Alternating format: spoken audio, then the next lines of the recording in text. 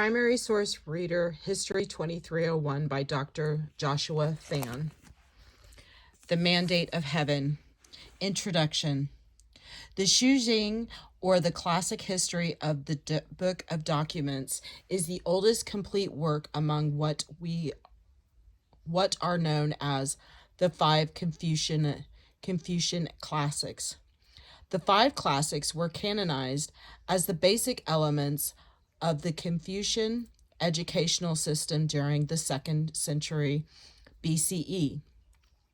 When the books were reconstructed by order of several emperors of the Han Dynasty, 202 BCE to 220 CE, despite its title, the classic history is not a work of historical interpretation or narration.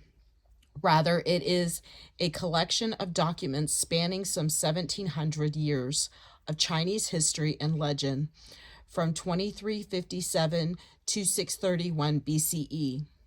The following selection is about one of the most enduring political social ideal of China, the Mandate of Heaven, which served as the basic Chinese explanation for the success and failure of emperors and dynasties down to the end of the empire in 1912 CE.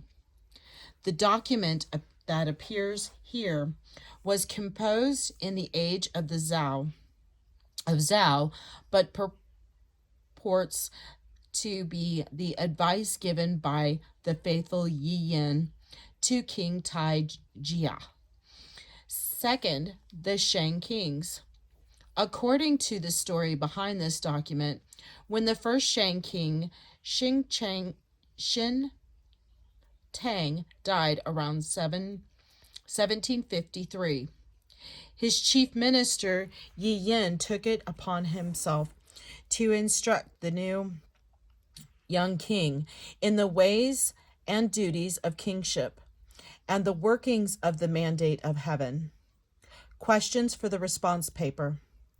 Define the Mandate of Heaven and who or what is the heaven. Number 2, how does a ruler earn the Mandate of Heaven? How does he lose the mandate? What are the signs that you have the mandate? What are the signs that you lost the mandate? 3, why did Zhao create this concept? Primary text selections from the Shujing.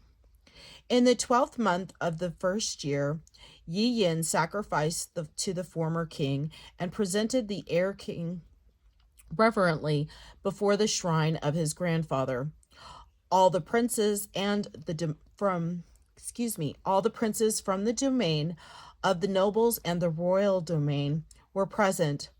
All the officers also, each continuing to discharge his particular duties, were there to receive the orders of the chief minister, Yi Yin, then clearly described the complete virtue of the meritorious ancestor for the instruction of the young king.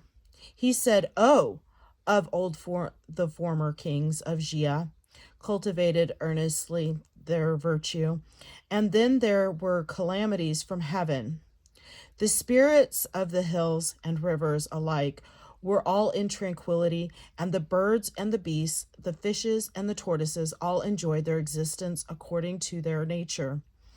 But their descendants did not follow their example, and great heaven sent down calamities, employing the agency of our ruler, who was in possession of its favoring appointment.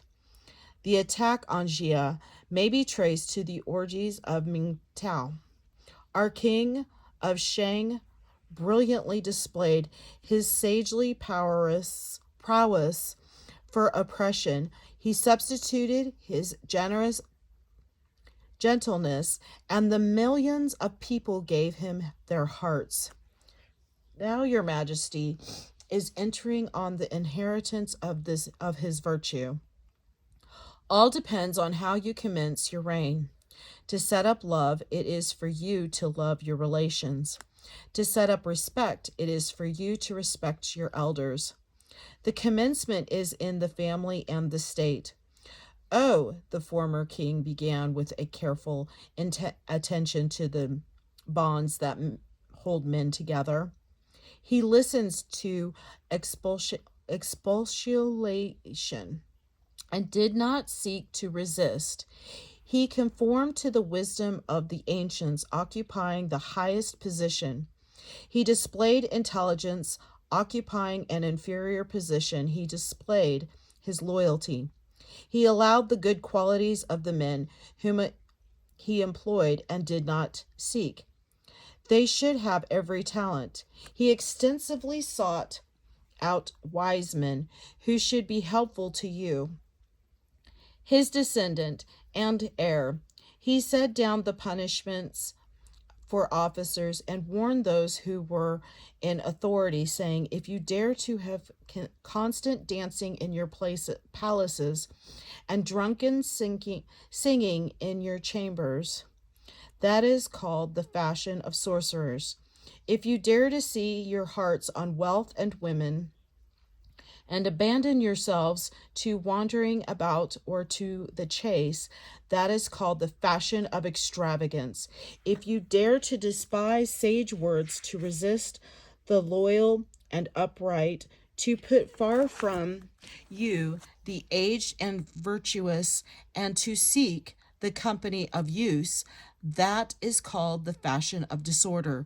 Now, if a high noble or officer be addicted to one of these three fashions with their 10 evil ways, his family will surely come to ruin. If the prince of a country be so addicted, his state will surely come to ruin. The minister who does not try to correct such vices in the sovereign shall be punished with branding. Oh, do you, who now succeed to the throne, revere these warnings in your person? Think of them, sacred counsels of vast importance, admirable words forcibly set forth. The ways of heaven are not invariable. On the good doer, it sends down all blessings, and on the evildoer, it sends down all miseries. Do you but be virtuous, be it in small things or in large, and the myriad regions will have cause for rejoicing. If you are not, be virtuous, be it in large things or in small, it will bring the ruin of your ancestral temple. This is the end of number 4 on Primary Source Reader.